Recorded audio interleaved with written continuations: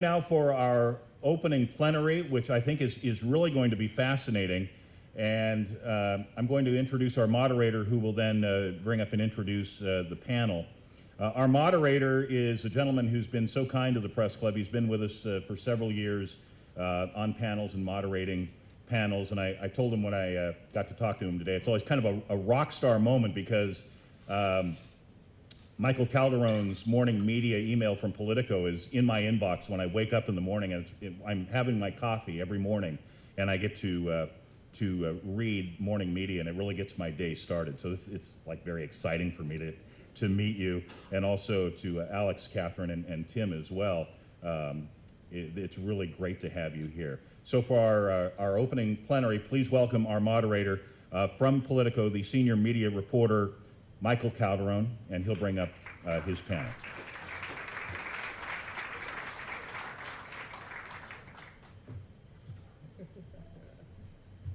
Wow, I hope I can live up to a rock star introduction. It's not what some of us are accustomed to always in the press, especially Dan's sobering and impassioned statements right there know how the press to a lot of people are being perceived or being treated right now. I would like to bring up our three distinguished panelists who I think are all covering President Trump and covering this moment right now in politics, and are doing it in different ways. And I think you'll all appreciate the ways that they're addressing a very unique time in American life right now.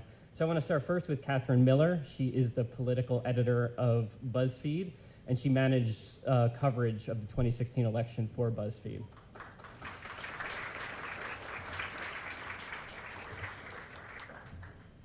Next is Alex Burns. He's a political reporter for the New York Times who also covered Donald Trump's campaign in 2016. He also covered metro politics for the New York Times and was a former colleague of mine at Politico. Alex Burns. And last but not least, Timothy O'Brien, who is executive editor at Bloomberg View. He has been an editor, reporter, as well at the New York Times and at HuffPost, where we crossed paths and he edited my copy. And Tim is also a political analyst at NBC and MSNBC and a longtime chronicler of Donald Trump. He wrote the book Trump Nation and has written about Donald Trump for, I'd say, several decades and deeper than almost anyone out there. So thank you, Timothy O'Brien.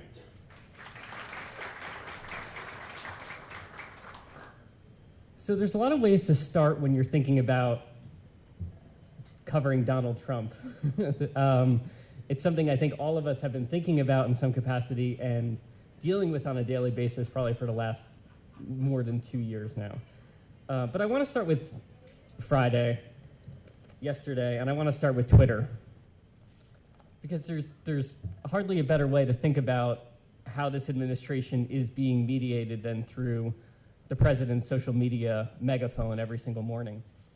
So, I was thinking yesterday, if the New York Times or the Washington Post or CNN had dug deep into the Obama administration or the Bush administration and had learned through confidential sources that the President of the United States had even suggested that the Justice Department should be used to target political adversaries, to go after and prosecute people that he doesn't agree with. I think it would be a gigantic scandal. It would be a scandal of enormous proportions that we'd be talking about every day. Around 7 o'clock yesterday morning, we got this. Everybody's asking why the Justice Department and the FBI isn't looking into all the dishonesty going on with crooked Hillary and the Dems. People are angry. At some point, the Justice Department and the FBI must do what is right and proper. The American public deserves it. So we had the President of the United States publicly telling millions of people that the Justice Department should target Hillary Clinton, his adversary in the 2016 election, and the Democrats, his political adversaries. And this is just one big story on Friday, and it's one of many stories in a week that began with the indictments of the president's former campaign manager and other top aides. And I do feel like we are seeing just humongous political stories one after another, some that would lead a news cycle for days or weeks that get buried in the course of a day. So I want to start with you, Katherine. As political editor, how are you grappling with this onslaught of major news stories coming out of this White House, especially driven by the president and just what he says every day, and keeping track of what's most important? Well, I do think we have some of that is like a structural thing where you have people that are pretty. Yeah, it might be low. Is this on? Yes? Yes, it's on. Okay. Some of this is a little bit of a structural thing where you have people that are pretty oriented around certain beats, so they always know that, like, we have 3 people that are basically covering legal issues at BuzzFeed right now. So the Justice Department tweets would be like pretty squarely in their space. Obviously the onslaught of news though, in terms of each day being this like, literally when you said what happened yesterday, I was like, what did happen yesterday? You gotta be close. Okay, very close now. Just now when you had said that, like what happened yesterday, I actually had to think for a second, like what did happen yesterday? Because each day is like 16 different things. The way that we have tried to prioritize different things is to think a little bit about whether this is like a meteorological metaphor that doesn't actually make sense, but kind of does. Like hurricanes versus like tornadoes in terms of things that just kind of blow through and like then end, versus like a larger storm where something's just gonna sit and like really be something that we have to like figure out different angles into, and like where are there things that we can advance and break news on. That's a little bit off the subject of the scale of different things that Trump has done that have been out of the norm, but that's kind of, there's just so many things that you have to kind of pick which different things you're going to focus on and drill down into. And what do you find from BuzzFeed that your readers really want from you? Because all the organizations that are up here are different. They all have different targeted audiences. BuzzFeed clearly targets, and reaches a younger audience, but not exclusively. So what do you think BuzzFeed readers want in terms of how you're tackling these things every day? In terms of our Trump coverage, I mean, the other thing is there are certain kinds of things that we do better than other organizations. Like obviously Alex is one of these people, but also works with some of the people who do some of the best inside the White House coverage. And that's, like some organizations are, the best at certain things. We come at, in terms of what our readers are looking for, we have a few different things. One thing that we found that has been interesting and that we can have a lot of value added this year is, for instance, with our legal coverage, we've done, like, including this week, we actually just did a big feature about the 25th Amendment and the history of it and how it actually works and why it would be very unusual for it to actually be invoked. Kind of deep dives into weird things that have come up this year is something that we're very good at covering. We're also pretty good at kind of meeting readers where they're going to be in terms of how a grand jury works is something that has come up in the last few months, of like how a grand jury investigation works, how a federal grand jury investigation works, how indictments work. And that is, sometimes you don't realize what you need to know until the moment you need to know it, and we're good at trying to meet readers where they're going to be with something that will be practical for them to know. Right. Now, you mentioned Alex and the New York Times obviously is doing very close coverage of the going-ons every day in the White House. Now, Alex covers national politics broadly, but also works with a lot of the White House reporters on different stories. One of the things that I mentioned, this tweet from Trump, there are a lot of terrible things that have happened in terms of the press, and we just heard a lot of them in terms of politicians, I think, being emboldened to attack the press now and using that as a strategy in 2018 in the midterms. But in some ways, we have more transparency sometimes because we seem to know what the president is thinking about his critics or his perceived critics on a daily basis. So when you're covering the White House and you're covering this administration right now and covering politics, and you have that bit of transparency, at least having a sense of where the president is thinking at 7 o'clock in the morning when he's watching Fox and Friends. How does that play into how you were covering this and still kind of going beyond what's publicly on Twitter and getting more to what's going on? Yeah, I mean, I think that's really well put, that I don't know that it's like a deliberate act of good government, the kind of transparency that you're talking about. But yeah, we have a sense into the president's inner thoughts in a way that we clearly didn't on an hourly or minute-by-minute basis with certainly any president in my lifetime. A colleague of mine has, not at the New York Times, but a colleague of mine has joked that it's like listening to the Nixon tapes in real time, right? It's that level of candor, and it's just out there. What I think is really different, the administration has obviously been less transparent in a number of ways in terms of White House visitors logs and other kinds of, disclosure of data and documents. What's also really different is the relationship between what the president is thinking and saying and what his government is doing.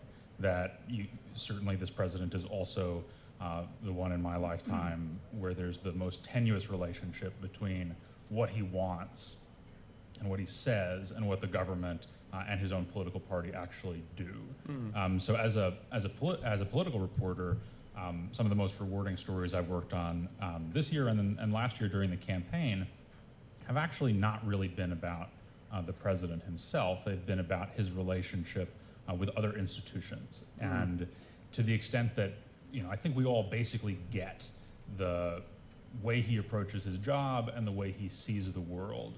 What I think has been, in some respects, less covered is the way the rest of the world and powerful people and institutions interact with him, which is one of the big challenges with any new president, but especially one who is going to say things like, why isn't the Justice Department investigating the Democrats?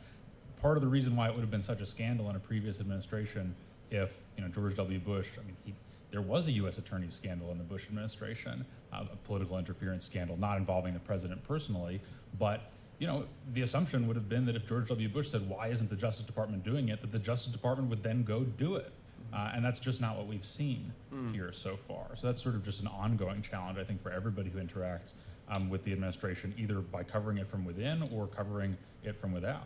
Right, no, I think you make a good point. Sometimes the media can get lost in the day-to-day comments and the daily outrage that's coming from the president, and whether it's delving into the culture wars with the NFL or these other issues, and you could miss what's going on in the administration, what's happening at the dismantling of the EPA or State Department positions going unfilled around the world, and other things that are happening in government besides it. No, I think that's a great point.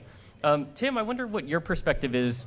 Tim, as some of you may know, started out early on with the late, great Wayne Barrett, who unfortunately lost this year, another great chronicler of Donald Trump when he was in New York as a real estate agent, as a real estate developer. And I feel like you have this sort of institutional knowledge of Trump. So how do you bring that into the daily coverage, since you have covered him for several decades? Well, I think one of the tricks in covering Trump is it's really easy to get lost in the carnivalesque, his day-to-day carny show. And there's so much of it. It's in his Twitter feed, it's in his press conferences when he does them, it's in figures in his administration, and it's low-hanging fruit that's easy to cover. It should be covered. But there are substantive things going on behind the scenes that are more subtle, whether it's what's happening with business regulation or the court system or global issues like North Korea. That's less subtle, obviously. And I think both things have to be covered because the realities of this moment is that it is at once, it's tragicomic, there's serious public policy issues, and then there's this daily carny show. And I think, the New York media has known for a long time who Donald Trump is, going back to the 1970s. I think he's emerged, he was a new figure on the national stage for a lot of voters and for a lot of people in the media who primarily came to him through The Apprentice. And I think the Republican Party, and I think most of the Republican Party and most Democrats didn't appreciate the extent to which Trump got this traction with the public through The Apprentice, through this reality show personage of someone who came across as a strategically and intellectually disciplined entrepreneur who was a tutor to the masses of wannabe young business people, as opposed to someone who had a largely disastrous business career, is not financially or intellectually sophisticated, but is a world-class self-promoter.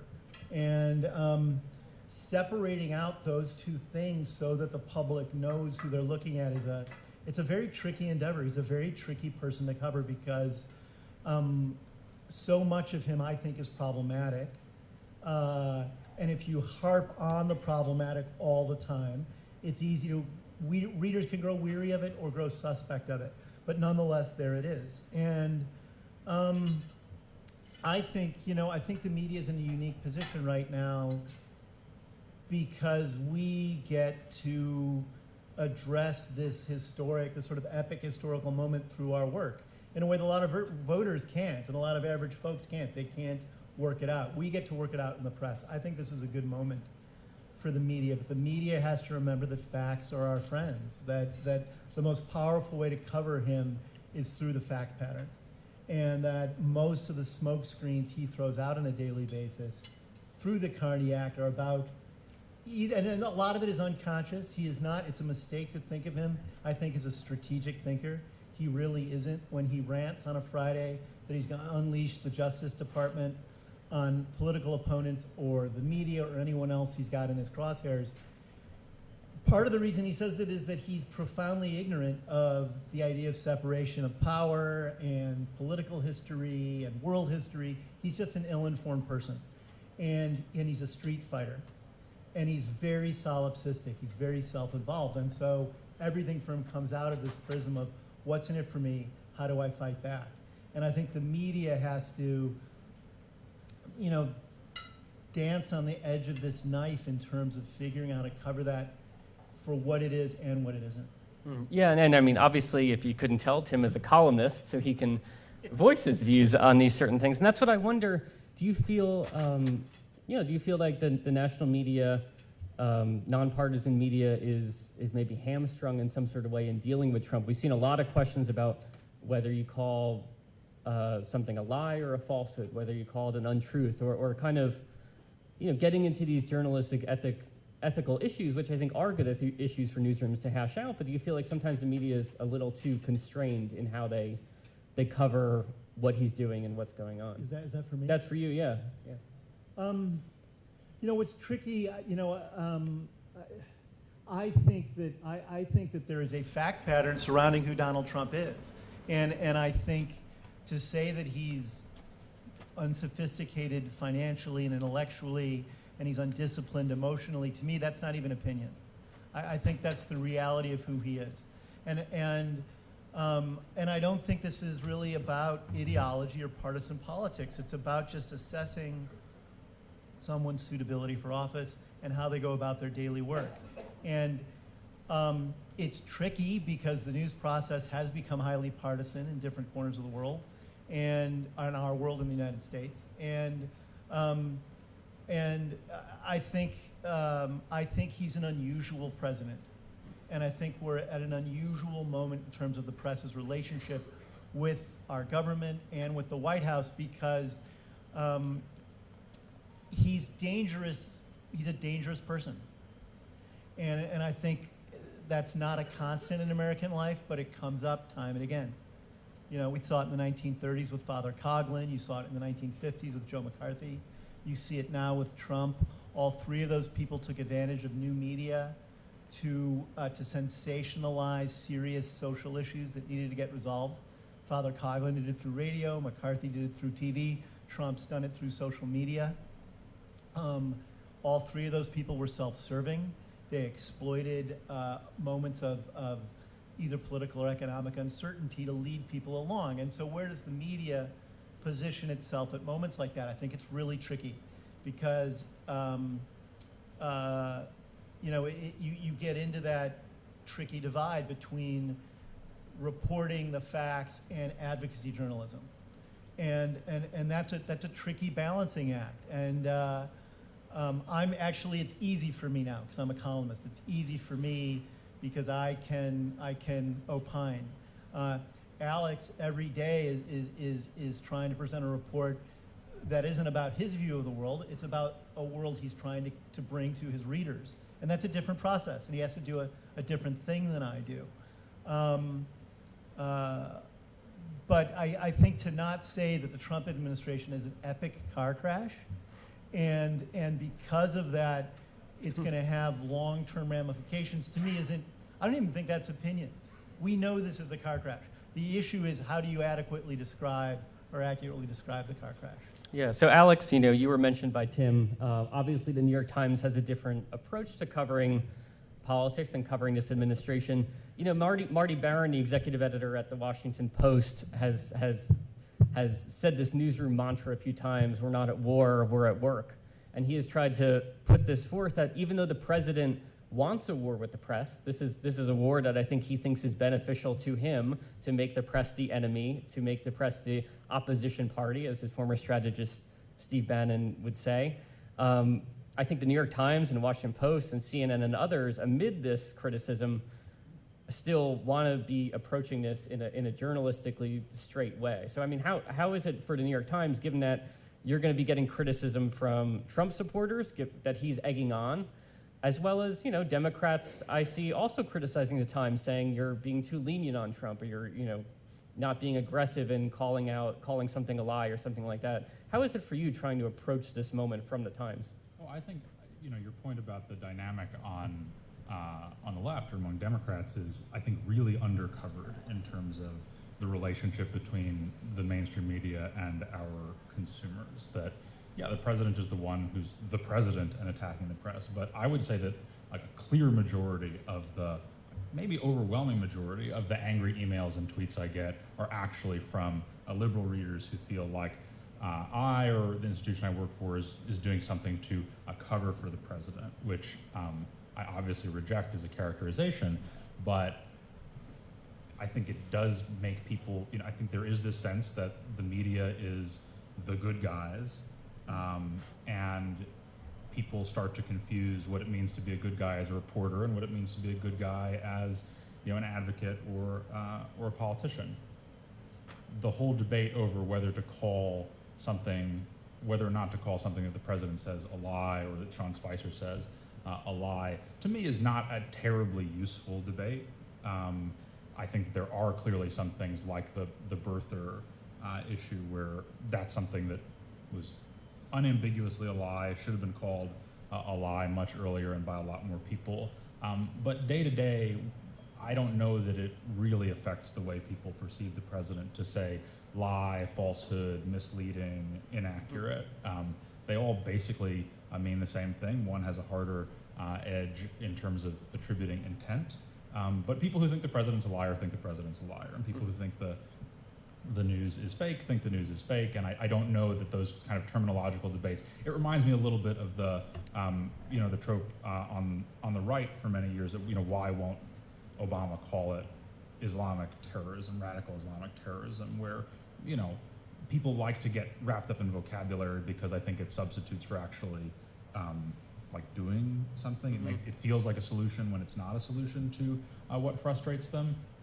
In terms of just keeping it straight in covering Trump, I think that it has required reporters and their editors in many cases to go some places where they wouldn't normally go, in terms of characterizing things that the president says as deliberately intended to incite people or play on racial divisions, or making promises that plainly can't be fulfilled. We didn't have to, covering Mitt Romney in 2012, I didn't have to spend a lot of time thinking about whether Mitt Romney is trying to inflame sort of racial animus in the country. Although that debate was part of the campaign. I think the reality is that if you describe in pretty clinical terms what the president is doing every day and what the people around him are doing every day, you get most of the way there without too much difficulty. I wouldn't, Tim referred to judging candidate suitability for office, and I don't really see that as my job, but I do think that one of the things that is increasingly a burden of the media or a responsibility of the media, nothing frustrates readers more than feeling like something that you're not telling them. Not because it's off the record, but because you've perceived this in a candidate and you just feel like you can't say it. And I think figuring out ways of saying it that just sort of hew very closely to what you have seen up front I think that's safe. I think that's fine. And I think that trying to push it beyond that is not just sort of self-destructive, but kind of pointless. Mm-hmm. So tell me, Alex made a good point, I think, in readers wanting a level of transparency and wanting to know, not feel like the journalists are not telling them what they know and they're holding back. I think BuzzFeed has always strived, I know your editor-in-chief, Ben Smith, has talked about this a lot, to be as open with readers as possible. And maybe it's coming from this internet culture of, willing to share what reporters know in real time versus we're going to hold everything back that we may all be talking about in the press. Can you tell me a bit about BuzzFeed's philosophy in terms of tackling this administration from that perspective of Yes. transparency with readers and maybe how that plays out given your kind of roots in social media culture? Right. One thing I will actually say, just kind of meeting the conversation we were just having and that comment in the middle, one thing we definitely do, probably more than others, is we do cover a lot of the cultural forays of Trump's into things, mostly because when he tweets about the NFL, when he tweets about race, when he tweets about basically any of these issues, or when he's talked about them, usually it is like, it is arguably exploiting things, but like those are divisions that actually exist, and it's often a conversation you can see playing out on social media in a very acute way. We've covered quite a bit of the NFL, like we have a reporter who's been doing quite a bit of work on the NFL this fall in general. We cover a lot of the cultural issues around those kinds of things because kind of the ethos has been at BuzzFeed, to bring it back to what you asked. We don't see them as distractions, though. That's not always. Sometimes they are distractions, but I think they're interesting things to cover. And part of they have political dimensions. If something is being talked about, if you can see it on the screen, in a Facebook feed, in a Twitter feed, a conversation that is being had on the internet, then that is a thing that can be like responsibly covered.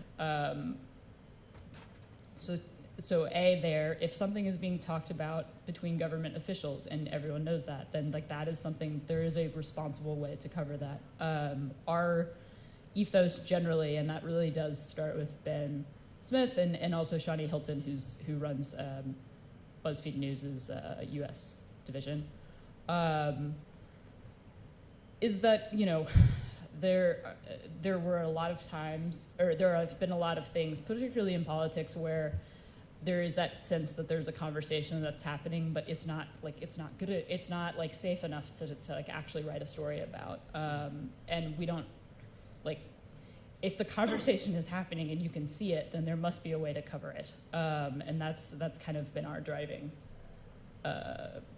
ethos in a lot of ways. Yeah, and I think one of the most famous examples this year, an issue we're still talking about, is this Trump dossier, whether it's called the Steele dossier or the Trump dossier or the Russia dossier. This was created during the 2016 election. Initially, some of the funding was coming from Republicans, then Democrats, and this was, I think it was 36 pages of unverified accusations or allegations about Trump and Russia. And this was something that was being given to newsrooms during the election. The New York Times, I know, was reported, had a 2-hour conversation, their top editor, with the people who helped make this dossier. It was reported a little bit in Mother Jones right before the election by David Corn, but otherwise didn't get more attention until the president-elect period around early January, when it started being reported that this dossier was being briefed, parts of it were being briefed to outgoing President Obama and incoming President Trump. And after that, BuzzFeed published the entire dossier. And I think it created a lot of questions about whether these allegations that are unverified should be made public. Can you tell me a bit about the argument for publishing this thing that was getting talked about among journalists and politicians, but still the public hadn't seen any of this? Yes.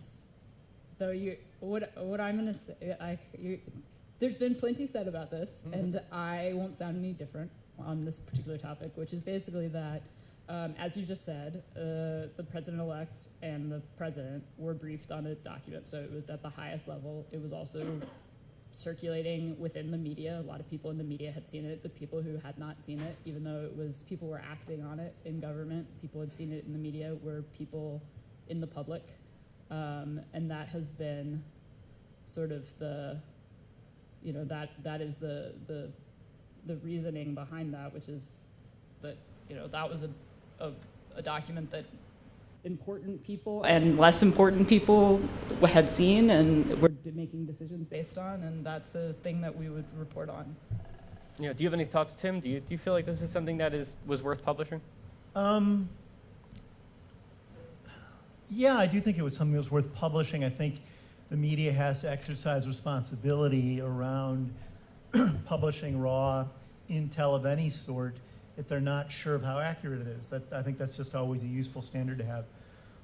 I think what's interesting to me about the Steele dossier is that it's become a sort of a totemic reference point about in its relationship to the broader Russia investigation and Trump, when in fact I don't think it's a foundational document for the intelligence agencies or law enforcement authorities who are looking at this issue. There's a lot of other triggering moments that sparked those investigations.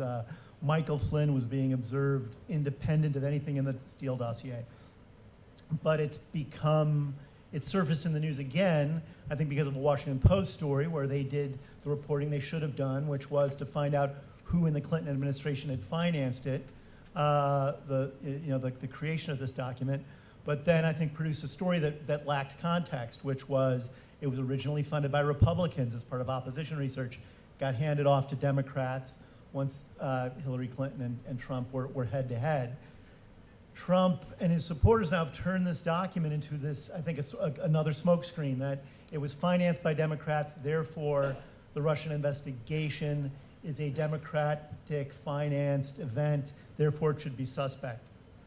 And I think it shows some of the challenges the media are up against in moments like this of sorting through the fact pattern and making it really clear to readers the origins of some of these things, the context in which they exist, and how people can think about them usefully as citizens, regardless of what their politics or partisan affiliations are, to make sense of it. And I think the media of late has done a really bad job around placing the Steele dossier in a useful context where people can make sense of it.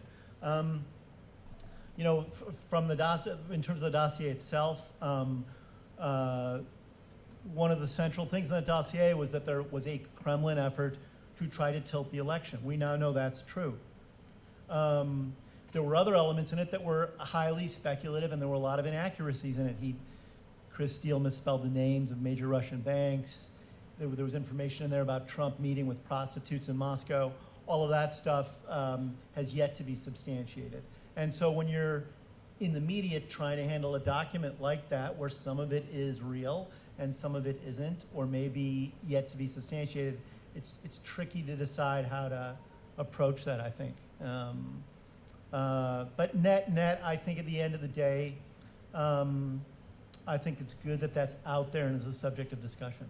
Great. I have a lot more questions for all of you, but we also are in a room full of journalists. So I know we have 2 mics, one over here and one over here.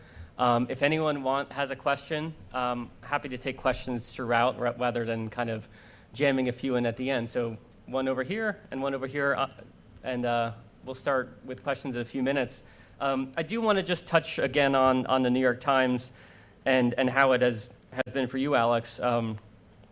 The Trump administration, the Trump era has been very good for the New York Times as a business. We saw this in the earnings just this past week. But it's also interesting to me, the dynamic between him and the paper, because obviously he is attacking the failing New York Times on a regular basis. He says the New York Times apologized for its coverage of the 2016 election, which it didn't do. But then this week, he didn't like a story in the Washington Post saying that he was angry about the Russia coverage of the coverage of the indictments.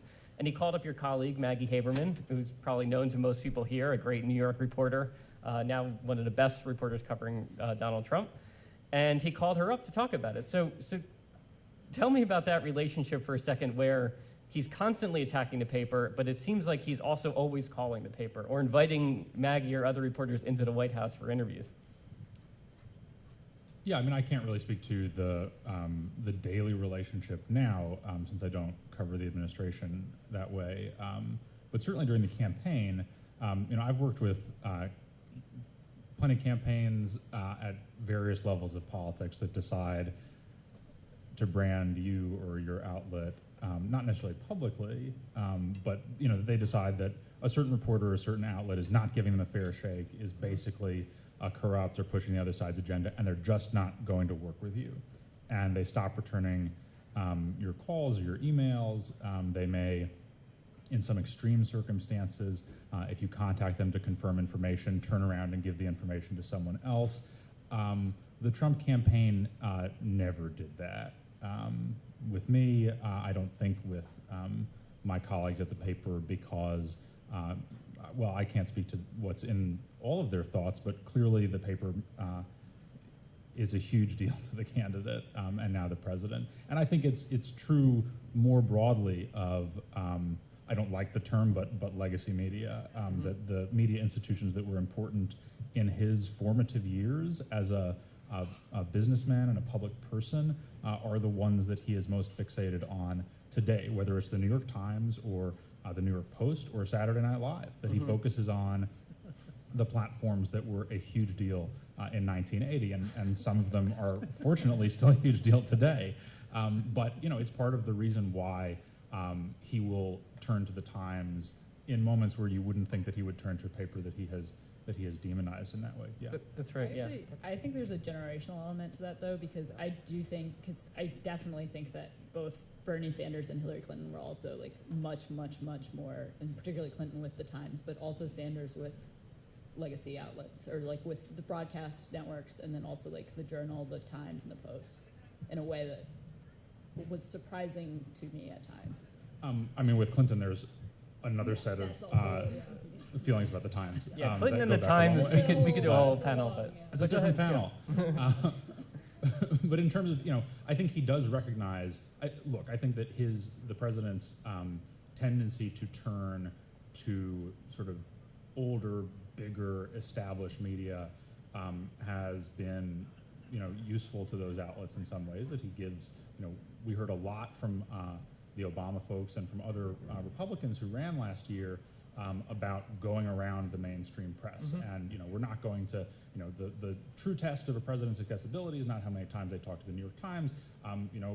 President Obama gave an interview to Men's Health or whatever, right? And that was the strategy that they decided worked for them. This president has clearly decided that, I don't know whether it's that he thinks it works for him or whether it's just what he wants to do, to kind of get to Tim's point about intentionality, but he focuses on legacy media and social media, and he basically cuts out most everything in between. You don't see him doing an interview with like Red State, which I think you probably would have seen a President Rubio do, right? You see him do a lot. You see him do a ton of Fox, right? But I would put Fox. It's not legacy media in the way that the New York Times or NBC or CNN or the Wall Street Journal is. But it's a juggernaut, and it's been around for a long time, and it basically it follows the sort of superficial format of traditional news, even if the content is pretty drastically different from what you get elsewhere. yeah, no. While you were saying that, I was just thinking that whenever somebody in the administration is on the cover of Time magazine, it's always believed that President Trump is going to get extremely upset because he cares more probably than anyone about who is on the cover of Time magazine. He cares about these legacy outlets. I just want to get Tim's perspective as a former New York Times reporter in covering Trump on this topic, and then we're going to let's go to some audience questions. But yeah, I wanted to get your take on his long-term relationship with the paper. Well, I think for Trump, I think the Times, Trump's a New Yorker. He grew up in Queens. He aspired to develop buildings in Manhattan. He saw Manhattan life as defining his future in some way, and I think he's always seen the Times as this good housekeeping seal of approval on who he is and what he does. I think that's been the case for a very long time, because essentially in a lot of profound ways he's Archie Bunker. And I remember this one, he sued me for a book I wrote, and at one point towards the end, it's in the book, we were in the elevator in his apartment and we were going down, and he was asking me about what the book would look like, and he said, I'll probably just end up suing you. And I said, well, why would you want us to do a financial reporter? And he said, I'll give you 3 reasons. He said, 1, I really like you, which I don't think he did, but I think that was a proxy for was the New York Times, because I was at the New York Times at the time, and I think it's always been important to him to cultivate the Times in particular. He then said, 2, I considered a challenge, pardon me, I considered a challenge to try to win you over, which I think is also part of his animating force with the media, is he wants to win the media over. As much as he hates bad coverage, he also wants the media to love him. And then the third, and I think really interesting thing he said, and this was in 2005, he said, I don't really care what you write, because I basically have my own press in my own newspaper. If whatever you write, I'll just go on the Today Show tomorrow or call it Page 6 and say, Tim O'Brien's a nut, Tim O'Brien's disturbed, you can't believe anything that he writes. And that's 2005. That's Facebook was just emerging, and Twitter hadn't come along yet. And what he said then about having his own, independent press, essentially, to go over the media's head is much more true now in 2017 than it was in 2005 because of social media. So I think his relationship with social is he understands that he can disintermediate everyone between him and his supporters through social. And through legacy places, especially the New York Times, it's his deep, unquenchable need for attention and fulfillment through the media, and particularly the New York Times, I think that explains a lot of that. That's great. Let's start right over here. And can you say your name and affiliation? And then we'll go over to you. My name's... Hello? Okay. Can you hear? Everybody can hear me? Yeah. My name's Molly Stark-Dean, and I teach social media for Media Bistro. And I want to talk about language because I used to write the Fox News agenda when I was on the assignment desk at Fox News Channel. And I remember, and this was when a Republican was in office, and everything that the president did was news. And now that there's a Republican in office, I feel like the media or the press or whatever you want to call it is now just following whatever Trump is doing and then just reporting on it. Like CNN airing an entire press conference with Trump and not correcting him and telling him that this is false. So how do you deal with alternative facts, and how do you address those alternative facts? Who would like to take that one? Sure, I'll take it. Okay. Look, I mean, I think that you've seen media in general get more aggressive about fact-checking in real time. That, when the president says something that's false, you don't put the false statement in the lead of the story and then 10 paragraphs down and say, like, actually experts say that may not be the case. You use more muscular language and you do it higher in the story. I think TV has a in many ways a more complicated challenge because a press conference should be aired live with the president, and they would have done that with other presidents too. And do you cut in real time, to just sort of actually the president as he's still talking? That's probably not a great choice. Some of them have done it with the chyron under the video. Others do it after the fact. The reality with President Trump is that the volume of inaccurate information, I think, presents a challenge. So that, do you focus on kind of the 2 or 3 most important things he said that were misleading, or do you, sort of go point by point by point, which can be overwhelming and can also, I think, make the whole exercise seem a little trivial. I don't think there's a specific good answer to this question. I think it's a moving target for everybody in the industry. I think in a lot of ways, social media is useful in this way because, if you're a White House reporter sitting in the briefing room and the press secretary or the president says something that's false, you can tweet about that even if you can't sort of jump up and say, actually, Sarah, which would obviously not be appropriate. But he's literally setting the agenda. Like, he'll tweet about the NFL, and then all of the networks will say, oh, let's talk about the NFL for a week. Yeah, I mean, Why? to me, But he's the you- president. So, you know, we can't pretend he's not the most important political and cultural figure in the country. We can cover the things he says and does with a sense of proportion, but, and you know, I think there's an ongoing debate, and I want to let Tim talk. I think there's an ongoing debate about whether it's more important to cover the things he says or the things his administration does. I think people sort of vacillate between those options. I think the reality is you have to cover it all. When the president is out there attacking individual NFL players in terms that many people perceive to be racially charged, we have to cover that, and we should cover that, and it is a huge deal. I don't know if it's a bigger deal than dismantling, you know, EPA regulations or financial regulations, but there's no reason why you have to choose between those options. Yeah, do you feel like that most of the discussion or the stories that attended his comments about the NFL in the media weren't useful? I think there's just more use. I don't care about football. I don't watch football. I don't understand why that's part of the conversation. Yes, let's talk about race, but why in the lens of football?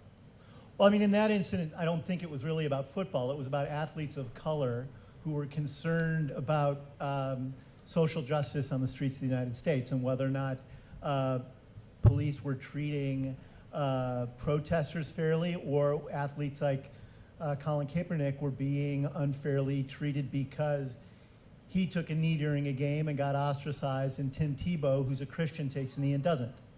And I think that's a useful thinking about what our values are as Americans, and social justice is good. I didn't see that as about football. I saw it as about athletes during a part of a football game voicing their conscience and what kind of freedom they had around that vis-a-vis their owners and the President of the United States. I think that's a pretty powerful thing. I'm not trying to pick that off to diminish your point. Yeah. But I you know, readers and people who want to make sense of what's going on right now have more facts at their disposal than ever before, I think, in American society. I think the trick is there's so much of it. It's hard to find filters to make sense of it, pattern recognition, meaning, all that kind of stuff. And I think the media can always do a better job of that. But there's also an issue here of readers themselves fine-tuning their own sensibilities and getting up to speed. I think it's really tiring to keep up with this in general. One of the going back to that like original weird point, which is a structural point about newsrooms, which is you want to have people on different beats and like people who are able to cover things in depth to give you a sense of scale and proportion of what is important, what is particularly unusual, what's just like a little bit unusual, and what's not. Because you can get into situations where people are. One bad thing that you really don't want to do is fact-check something that you don't know that much about. Or something that's kind of like in the sphere. Like a recent one was Trump talking about Bob Corker helping the Iran deal get passed, which is, you know, kind of true. He did from a procedural, structural way, like in Congress, he did help the Iran deal get to a point where it could be voted on. And there was a lot of like, well, Corker voted no on the ultimate deal, and that, you know, you don't want to get in the weeds on like a larger thing like that. When you have people who are able to break real news about the EPA or whatever, like we have a great reporter who covers the education department and who has broken a lot of news about what the education department is doing, particularly around college campuses, around some other things, about student loans. Then they're able to focus on that and really like put out good stories. It's complicated though because it's such a huge news environment and there's so much happening at any given time that it's tough to expect like any regular like how can, you know, my college roommate keep up with everything? It's tough. So it's just a complicated time with a lot happening. Let's take a moment of silence for Slow News Day. We haven't had a lot of those in the last couple of years. Do you have a question? Well, I forgot it already. Oh, I'm sorry.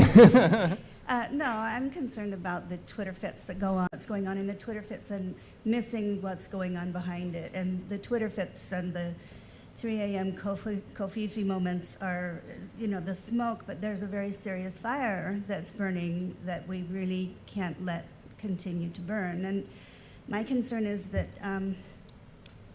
I don't see journalists looking beyond the Twitter fits and looking at what's going on in Washington, what resolutions are being signed, the importance of them, what resolutions are being repealed and the importance of that.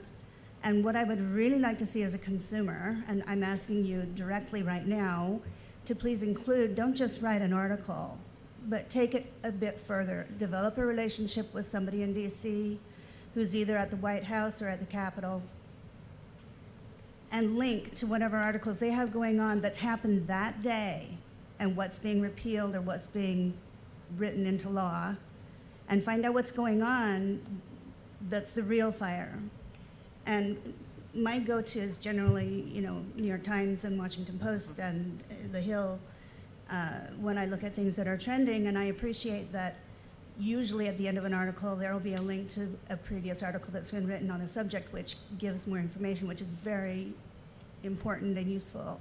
I'd like to see something that's of the moment and not of the past, where you're addressing what's going on in Washington that day when these things are going on, because that's really what it is smoke and mirrors. And you can't just be caught up in that. Our duty is to report to the public what's going on so they know how to vote and they can put the pressure on their representatives to get what they need out of our government. So if you'll please do that, I promise you I will read every article you write. Okay? Okay, thank you.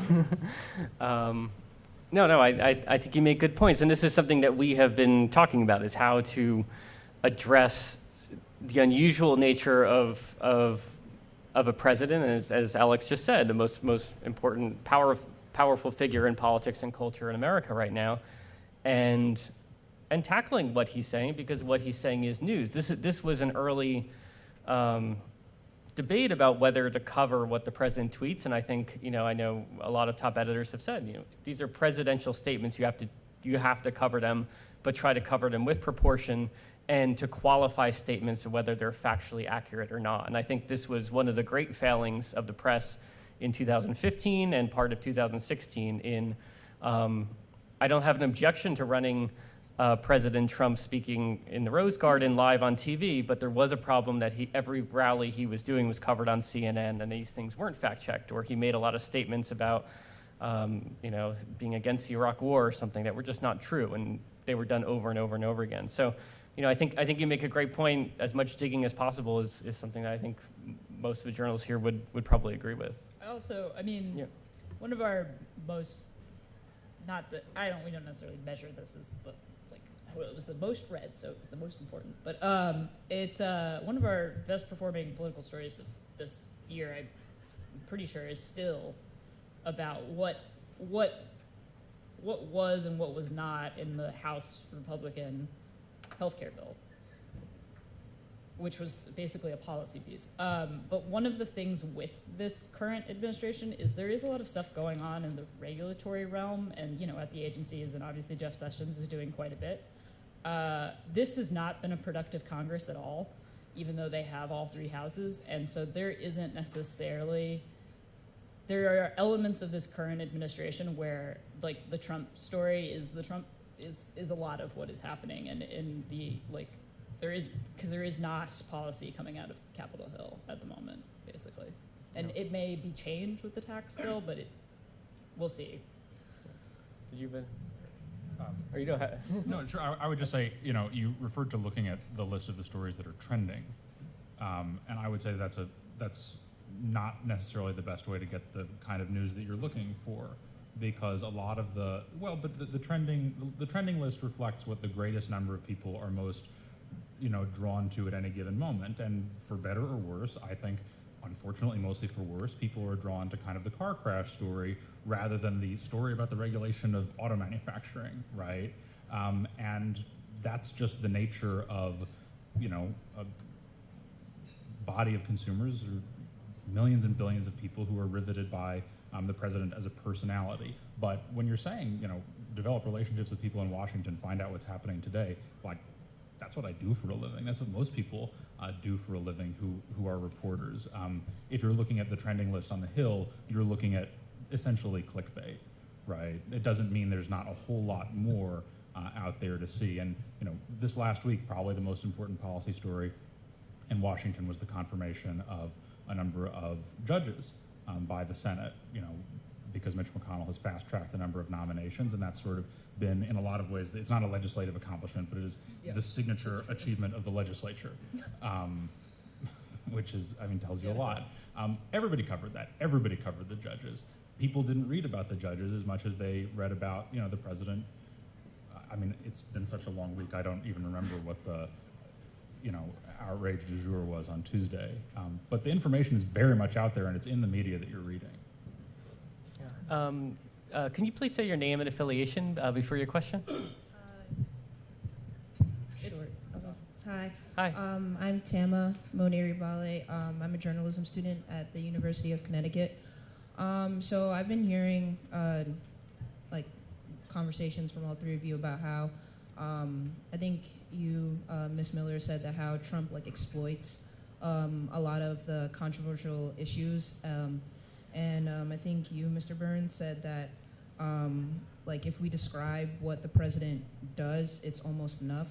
So on that part, Mr. Burns, can you clarify? Because Trump's tweets is, I guess, in a way of what he does, but I feel like the public doesn't really understand or know what's going on because they get clouded in, oh, like Trump said this tweet and Trump said that tweet. And I think, Mr. O'Brien, since you've covered Trump even before the presidency, you probably know a little bit more about his mannerisms the best.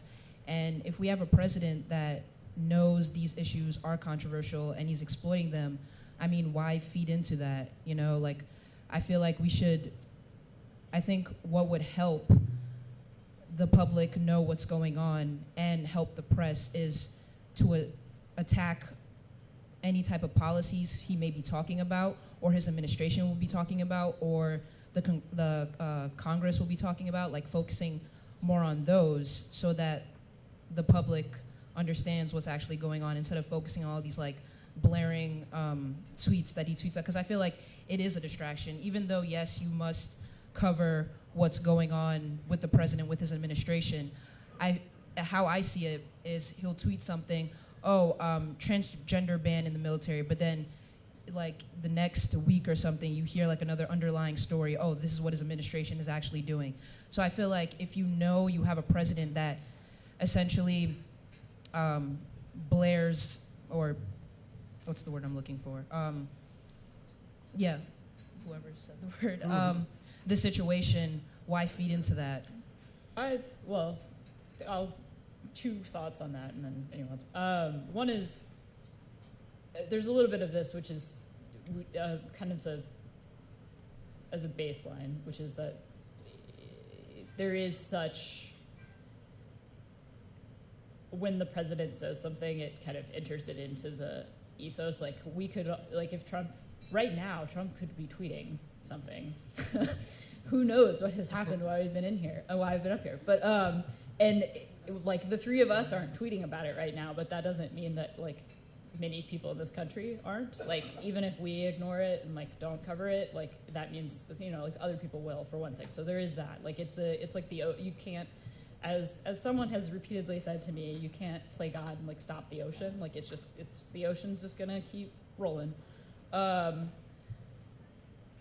For us, like with the specific issue, with the specific example of the trans ban, when he tweeted that, we have a great reporter named Dom Holden, who's covered that issue extensively since then, and a number of people at BuzzFeed, for instance, have been able to cover that.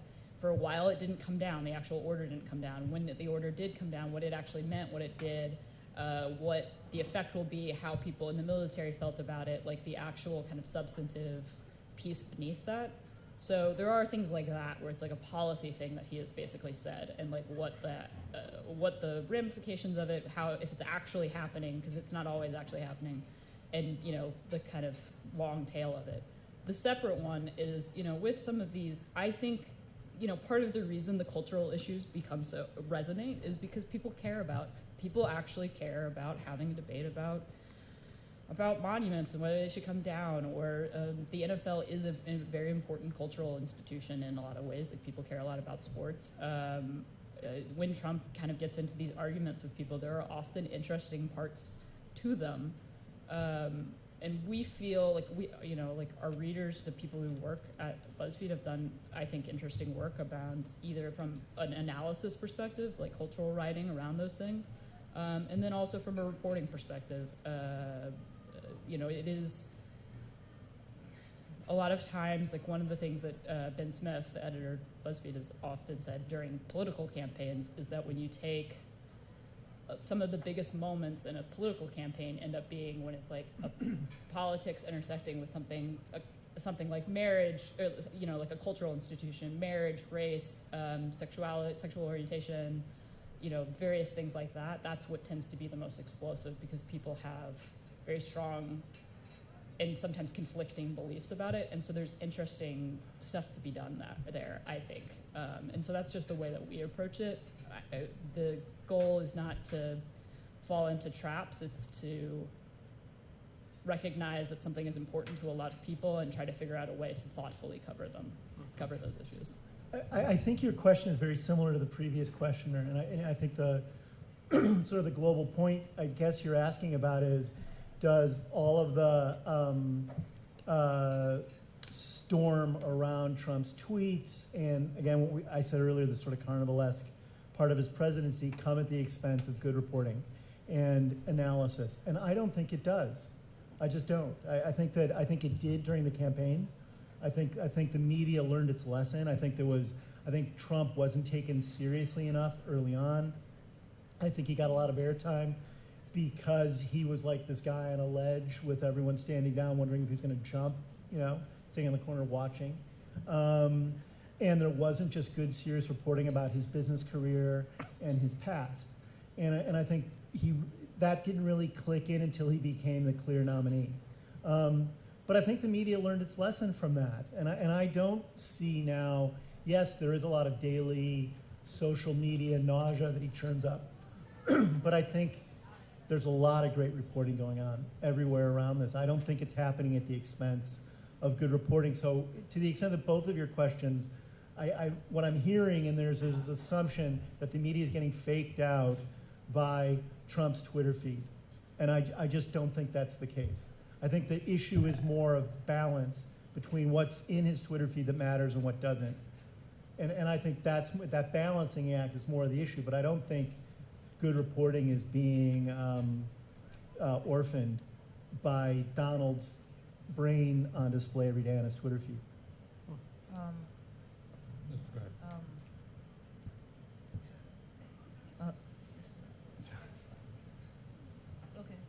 guess I'll just talk.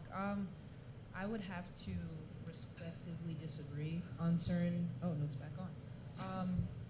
On certain parts of that. I mean, I think good reporting is out there, but I think we don't see it enough because of what is so quickly accessed to us, like from the bigger outlets. I just don't really see it. Like, for example, CNN, I do like their documentary specials. I feel like when they dive into that, it's one of their best things. However, when it comes to things Trump tweets about, and yes, it may be on issues. Okay, for example now, the NFL players, right? And I feel like that story got a lot of coverage because of what Trump said, attacking NFL players, attacking certain people supporting it. And I feel like the story kind of got lost because it turned into, the national anthem protest when it was really about police brutality in the African-American community. So I feel as though, I get what you're saying, that we need to separate it in terms of deciphering which tweets make sense or which tweets matter. But I feel like I said, he says a lot of these things to cause a disarray, and then you see something being thrown under the bus that's actually happening. I think what would be better to focus on is actual laws and briefings being held, and I feel like that's a better way to go about attacking the story or getting stuff out than focusing on explosive tweets from a president.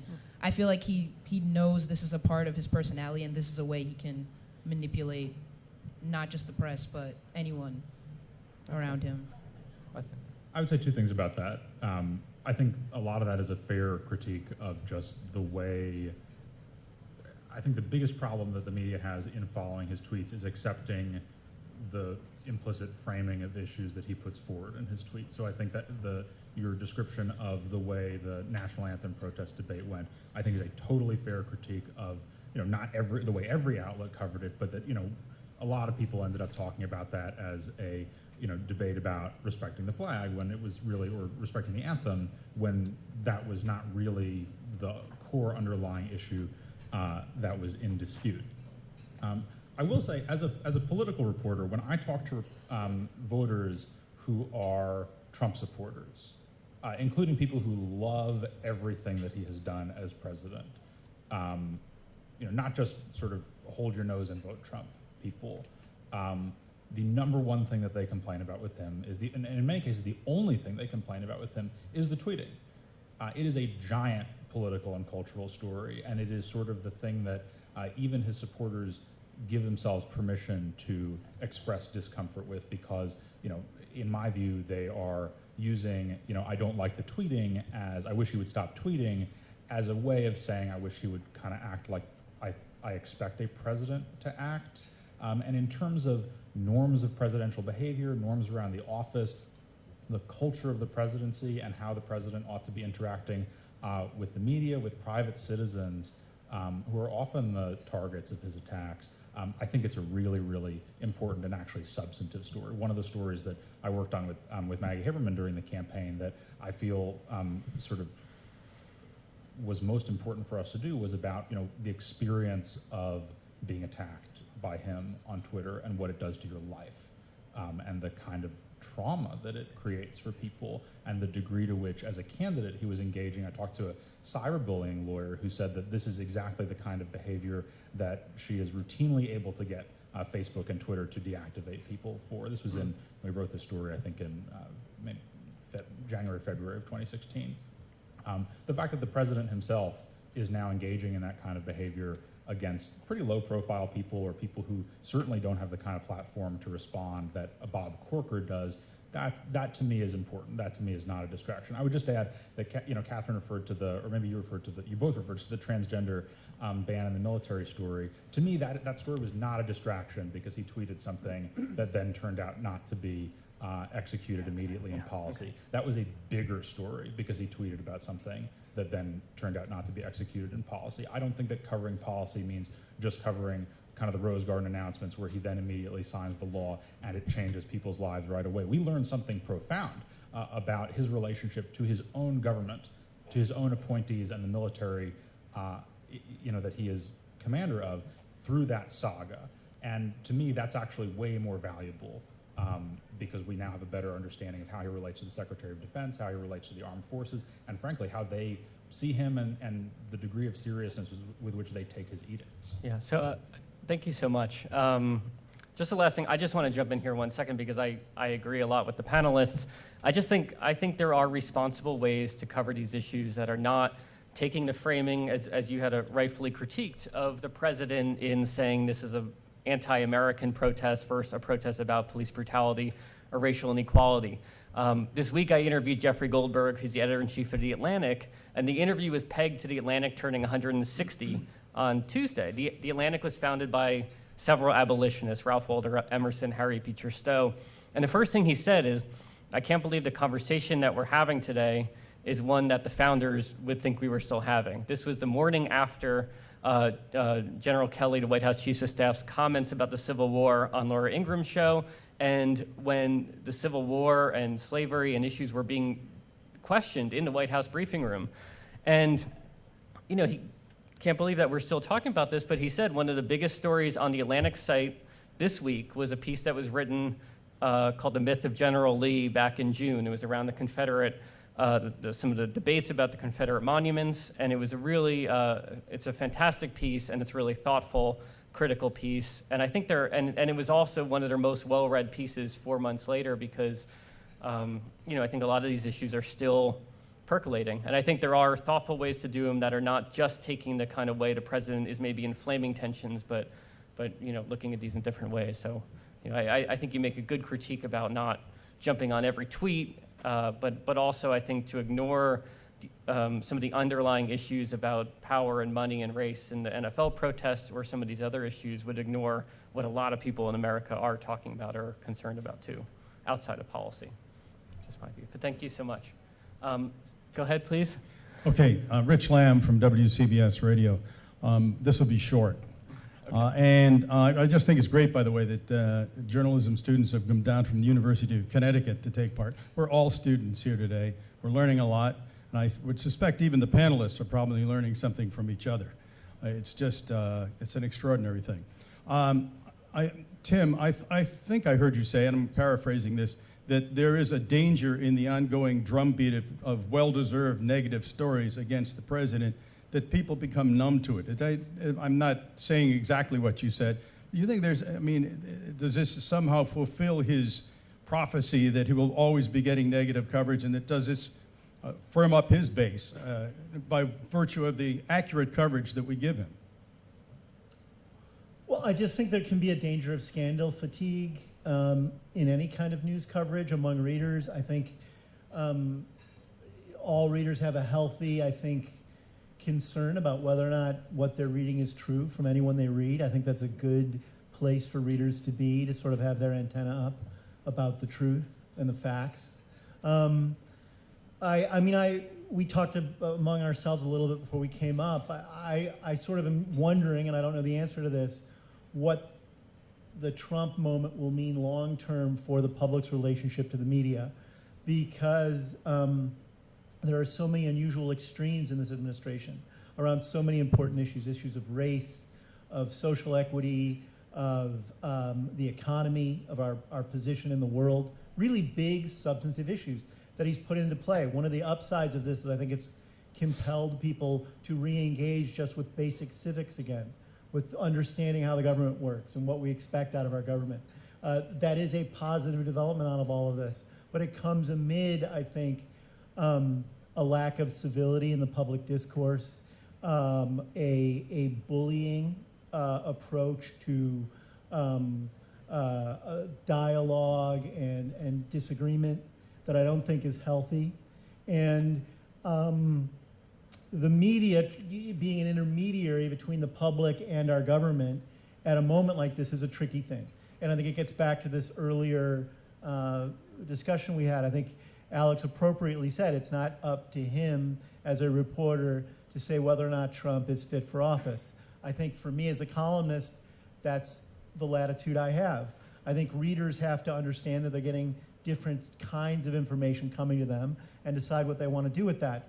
However, you know, there could be a long-term, the press deciding where to be as an institution vis-a-vis this presidency is as momentous as the judiciary right now, deciding where to be every time Trump issues an executive order.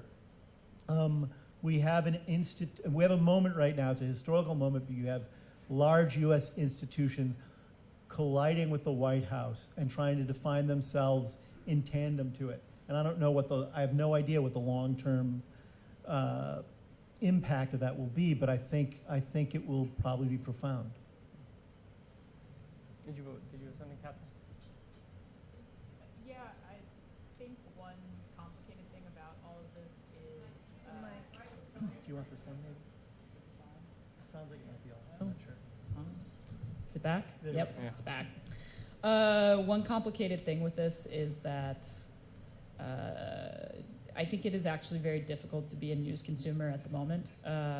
It's very tiring. There's a very complicated web of information that you're getting. A conversation that I've had with my mom before is like, oh, you can definitely, that reporter is really sourced on that. Like, I can just tell, like, you can really trust that. But like, I follow this all day, every day, and like have like a good sense of like who's good, and like most people do not have that resource available to them as a news consumer.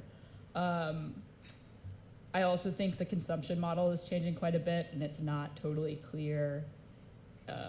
It is very opaque what anyone's Facebook feed looks like too. Like, I don't know what Alex's looks like, and I don't know what Tim's looks like, and you don't know what mine looks like, and what is coming through there. And most people are getting at least a decent chunk of their news via Facebook. That's a much larger universe than Twitter.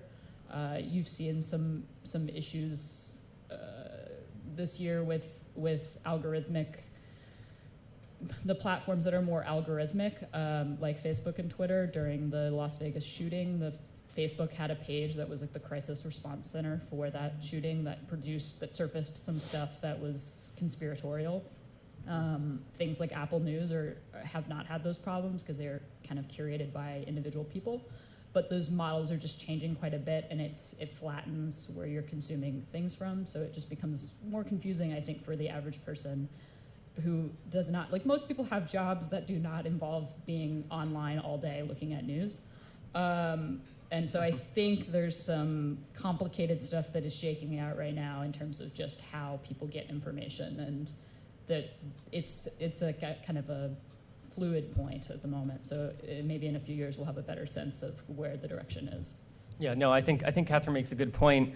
One of the stories that I largely missed as somebody who covers the media and covers a lot of news organizations, whether legacy outlets like the New York Times or upstarts like Breitbart, these are places that I cover very closely, was a story that really emerged. I'd say BuzzFeed's, Craig Silverman at BuzzFeed, one of the top first reporters to really write on what was originally fake news, not how it was reappropriated by the president to attack journalists for scrutinizing him. What was originally fake news, is sort of intentional misleading information, is something that really we just were starting to see around October. So stories about how, these troll farms were creating this information, and it's stuff that we're still getting out there. And I don't know what the answer is going to be. As we saw this week with executives from Facebook and Twitter and Google in Washington, we're still understanding how things were circulated and shared during the 2016 election, both fake news stories, actual fake news stories, and political advertisements. So it's still open, but I want to get to a few more questions. Can you say your name and your affiliation, please? Sure. My name's Abby, and I work for a product design agency. I'm a product manager. This is probably an applicable question to all of you guys, but my main question is, how are editorial and reportorial decisions being affected by analytics, by platforms? We were talking about how stories get framed. I think a lot of that is affected. I've seen back ends of websites. A lot of that's affected by headlines. It's affected by the media that you use to cover a specific thing. Are you guys empowered to think about that when you report? And do you get feedback about the attention span, the bounce rate when people leave your page? Thanks. Thanks. Anyone want to tackle that? We get a lot of data, and and as the person who often writes the headlines, I do have a lot of input into the headline writing. So we do think a little bit about. Generally speaking, I would say this: in terms of whether something is a story, I would never be like, for politics, I would never be like, oh, I know this will do well on Facebook, so we're definitely going to do it. Like, that's just not how we conceive of things in terms of, like, is there news? Is it, like, interesting to us? Is it, like, that's usually kind of where we're coming at. Is it, like, so big that we have to figure out a way into it, the story? That's usually the edit thinking there. I can tell you that, like, Twitter is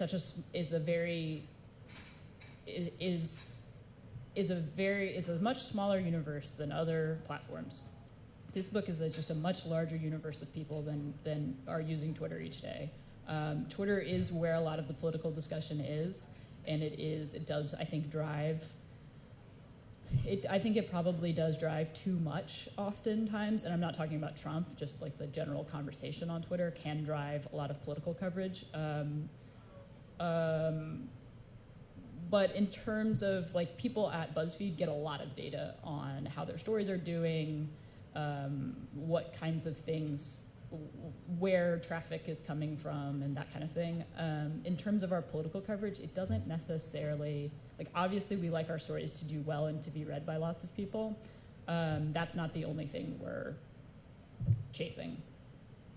Yeah, no, I think most news organizations, obviously BuzzFeed is looking at numbers, and I think any news organization now would be foolish not to look at metrics, to consider yourself above looking at what the public is reading. But responsible newsrooms also should be basing these decisions on their reporters who are the beat reporters and telling them what they are seeing and hearing and what are most important, and editors also making these decisions. And I've worked at different places. I've worked mostly in digital media where there is, you know, an economic imperative, especially if you're largely built around digital advertising, to have high traffic and have scale, but at the same time make decisions that keep within the DNA of your organization. And because if you are just chasing traffic, there's a lot of clickbait sites out there, and I think eventually, you know, you'll just diminish and dilute your brand completely. And some places like the Times, you know, have a subscription model, but places that are really just web focused, you know, I think it is a push and pull. Yeah, Tim?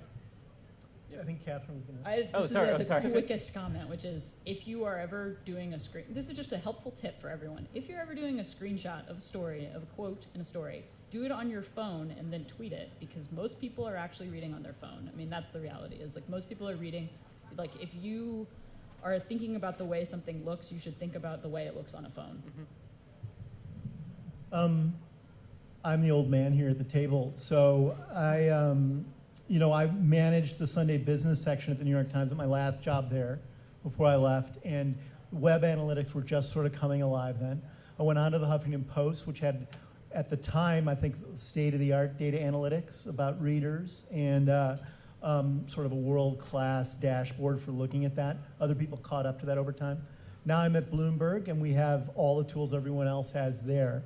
I think it's a double-edged sword with data analytics. You know, I've got a team of about 80 people globally now who are opinion writers and editors that I help manage, and it's always interesting to us to see where reader spikes occur and what's the source of traffic on a story, who's interested in it. I think that's fascinating information to have.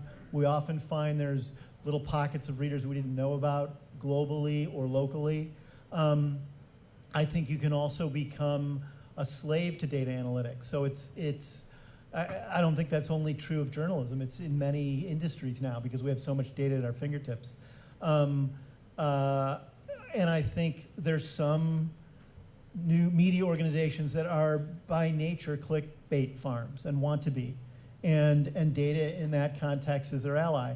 I think if you want to do independent analytical journalism that goes beyond just what people are clicking on, the data is your friend, but it can also enslave you. But I think that's not the data's fault.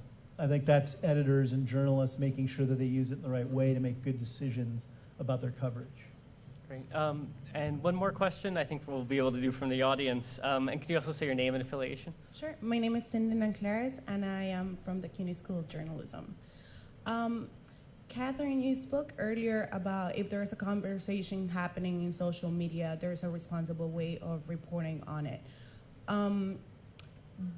But in the last couple of years, and it's been a while, it doesn't start with the Trump administration, the public has been losing interest or trust in the mainstream media and in journalism in general, and they started shifting into other Facebook and other means of getting information. So how do we kind of regain the trust so people can have actual genuine interest of following stories like what Alex was saying? They're not necessarily following those stories that are going to the core of certain issues, but they're just following, I don't know, the more clickbait. And so how do we regain the trust, and how do we shift the conversation and manage to responsibly shift the conversation to other topics? Sure. I do think in general trust is not kind of light switch type thing where it's you just lose it forever, you gain it and you always have it. It's kind of like a gradual thing that it's like a long relationship where you just have to work at it. But in terms of when I talk about the social media conversation, for instance, we have a great reporter who's actually doing a lot of this NFL coverage now. His name's Darren Sands. In summer of 2014, I think, he started covering Black Lives Matter as an actual political movement, as opposed to just something that was kind of being discussed on social, and then had a real world activism component. And he's covered a lot of basically social justice movements over the last few years, and that's kind of what I mean, like in terms of where there's a conversation going on around an issue, figuring out a way to do smart coverage around it and to report and to tell stories around something and also break news and also look critically at it. So that's kind of one example. I think the other thing too, and this is a little bit beyond politics, but there are political elements to it at times, or there's certainly been this year, which is, I think there are a lot of conversations around, there's certain generational conversations, and this goes for every generation. In a younger generation, there are some real conversations around like student loans, for instance. There's a few other issues, but like kind of going into that, not that like people are like tweeting all the time about their student loans, but they are kind of. And building that into like where that becomes a real component of our education coverage, and it's not just driven by we're not doing necessarily like elementary school education coverage. Like we're more interested in like Title IX issues and like student debt and a few other things. And that's driven our education coverage beforehand, and now where it's become part of the administration too. Yeah, just to follow up on that, I want to go to both, just to wrap up too with Alex and Tim too. This week is the 1-year anniversary of this election, and I think one of the concerns, and this is a great final question about public trust in the media, we have seen the Trump bump where a lot of news organizations have amped up subscriptions, and more people are subscribed to the New York Times, the Washington Post, giving to NPR, giving to outlets like ProPublica, Marshall Project. That is all fantastic. At the same time, I guess what I wonder is if more broadly journalists in the news media are establishing trust and how they're doing so. I feel like journalists, one of my things I think the press can do more of is show more of what they're doing, more transparency to the process, obviously not outing confidential sources, but maybe giving a little more insight into when you grant anonymity, things that might show the public a little more into the process of doing journalism, that it's just not this thing that comes to them, but it's something that they can see how it works. And I wonder, just looking back now a year, Alex, do you see any changes in maybe how the public perceives the press, broadly, or is it getting better in any way? I think it is. I'm not convinced that it's getting better in a way that's sort of broad and sustainable. Just having been through a couple presidential elections, everyone, and I mean every reader, is a total psycho at the end of an election. And the emails you get are just like hysterical every day.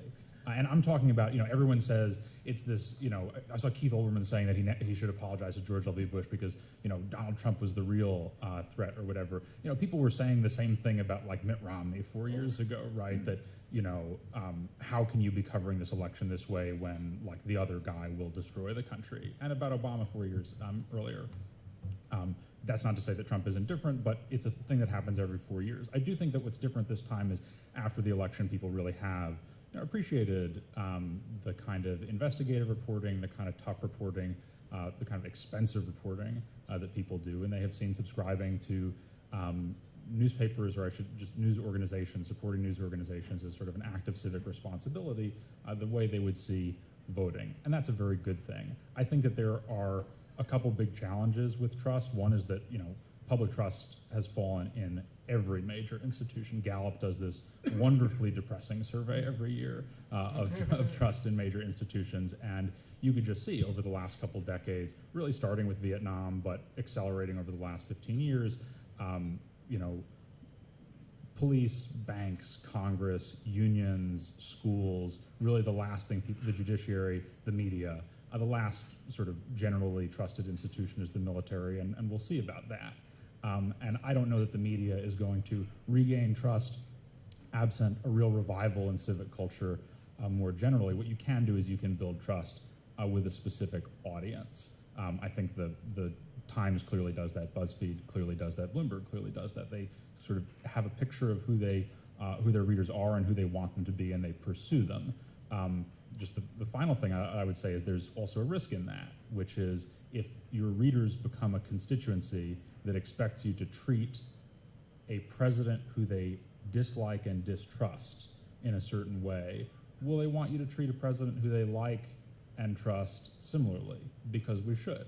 So all the people who are now subscribing to different news organizations because they like really hard-hitting stories about Donald Trump,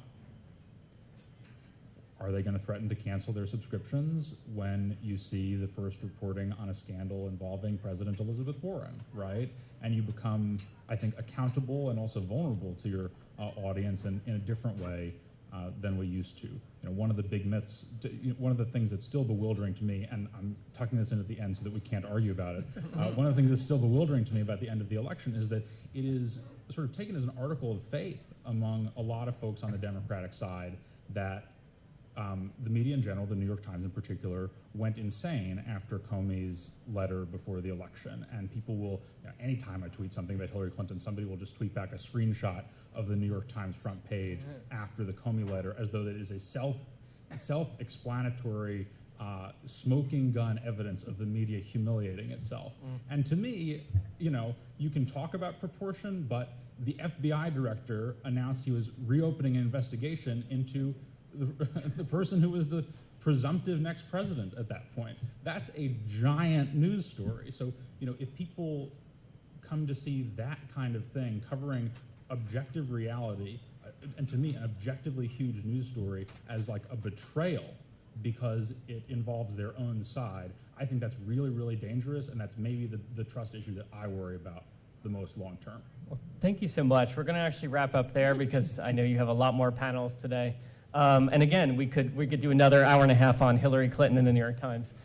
So thank you so much. Thanks to all of our panelists.